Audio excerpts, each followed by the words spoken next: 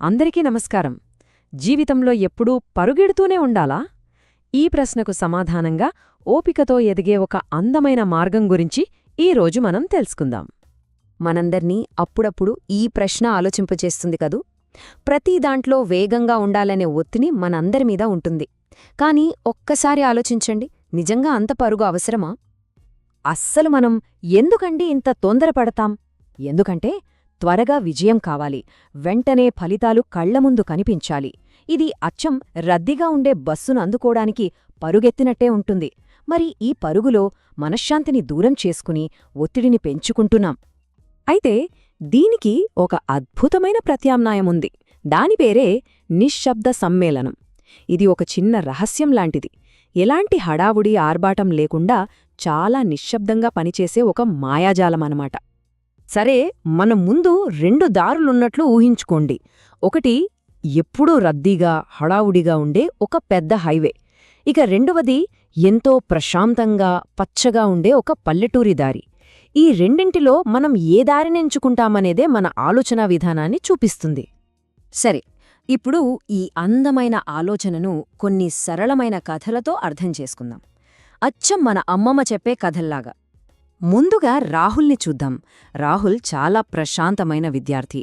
బహుశా ఒక కప్పు వేడివేడి చాయ్ తాగుతూ రోజూ కాసేపు చదువుకోవడాన్ని ఆనందిస్తాడు. ఎలాంటి హడావుడి లేకుండా చాలా నిలకడగా.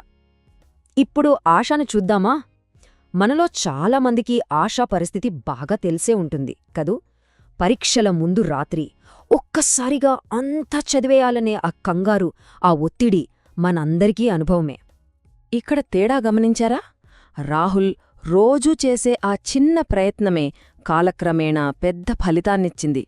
ఇది మనం రోజూ ₹1 దాచుకుంటే సంవత్సరానికి అది పెద్ద మొత్తమైనట్టు.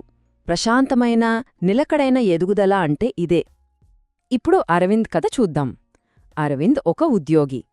అతను ఏ తొందర లేకుండా ప్రతీ సంవత్సరం ఒక కొత్త నైపుణ్యాన్ని చాలా ఓపికగా నేర్చుకుంటాడు. అలా తన కెరియర్ కోసం ఒక బలమైన పునాది వేసుకుంటున్నాడు.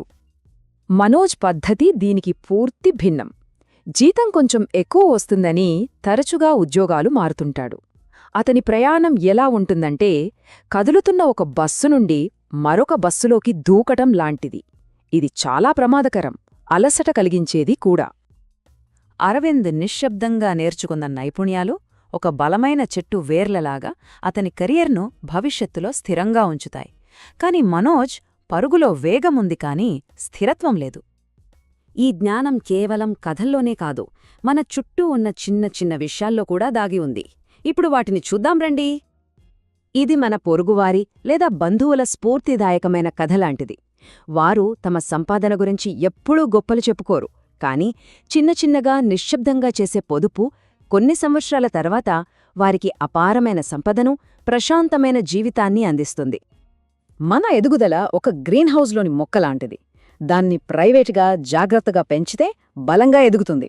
అదే అందరికీ ప్రదర్శిస్తూ పెంచితే అది ఇతరుల విమర్శలకు, అంచనాలకు గురై వాడిపోవచ్చు. నిశ్శబ్ద ఎదుగుదలలోనే నిజమైన బలముంది. ప్రకృతి నుండి మనం నేర్చుకోవలసిన గొప్ప పాఠం ఇది. రైతు విత్తనం నాటిన తర్వాత అది పెరిగిందా లేదా అని రోజు తవ్వి చూడడు. దానికి కావలసిన నీరు పోసి ఆ ప్రక్రియను నమ్మి ఓపికతో ఎదురుచూస్తాడు. ఎదుగుదలకు కావలసింది ఓపిక, నిరంతర తనిఖీ మరియు ఆరాటం కాదు. సరే స్నేహితులారా, ఇప్పుడు మనకోసం మనం ఒక క్షణం తీసుకుందాం.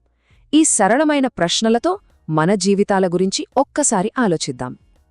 ఒక్క క్షణం ఆలోచించండి. డబ్బుకు సంబంధించిన విషయాల్లో మనం తరచుగా తొందరపాటు నిర్ణయాలు తీసుకుంటామా? మన అలవాట్ల గురించి మనమే నిజాయితీగా ఆలోచించుకోవాలి. మన చుట్టూ, ముఖ్యంగా ఆన్లైన్లో ఎంతోమంది తమ విజయాలను ప్రదర్శిస్తుంటారు. అది చూసినప్పుడు ఇతరులతో మనల్ని పోల్చుకోవడం చాలా సులభం. మరి ఈ అలవాటు మనకుందా? ఈరోజు నుండి ఓపిక అనే విత్తనాన్ని నాటడానికి మన జీవితంలో ఒక చిన్న రంగాన్ని ఎంచుకోగలమా?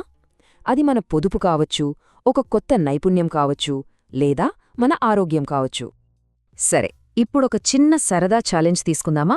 మీ జీవితంలో ఒక రంగాన్ని ఎంచుకోండి. అది డబ్బైనా, నైపుణ్యమైనా లేదా ఆరోగ్యమైనా కావచ్చు.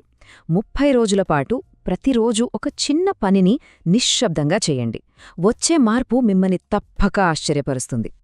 మనం కలిసి గడిపిన ఈ సమయం నుండి గుర్తుంచుకోవలసిన ఒకే ఒక్క ముఖ్యమైన పాఠం ఇదే: నెమ్మదిగా చేసే పనిలోనే అసలైన నిశ్శబ్ద శక్తి దాగి ఉంది. ఈ ప్రశాంతమైన ఆలోచనతో ఈరోజు విశ్లేషణను ముగిద్దాం. ఈ వాక్యాన్ని మనసులో నెమ్మదిగా అనుకుందాం. నేను నెమ్మదైన ఎదుగుదలను, దీర్ఘకాలిక శాంతిని నమ్ముతాను. గుర్తుంచుకోండి స్నేహితులారా, రోజూ చేసే చిన్న ప్రయత్నమే ఒకరోజు పెద్ద విజయాన్ని అందిస్తుంది.